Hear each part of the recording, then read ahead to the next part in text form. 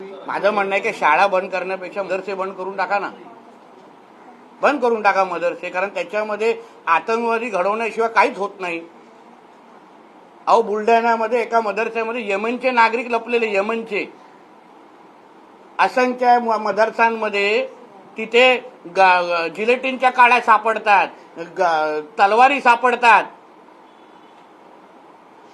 मग हिंदू समाजाच्या मध्ये भांडणं लावण्यापेक्षा, आमच्या शाळा बंद करण्यापेक्षा मदरसे बंद करून टाका ना.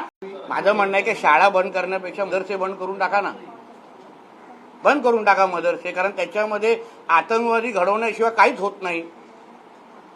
अहो, बुलढाण्यामध्ये एका मदरस्यामध्ये यमनचे नागरिक लपलेले, यमनचे असंख्य मदरसांमध्ये तिथे जिलेटिनच्या काड्या सापडतात, तलवारी सापडतात.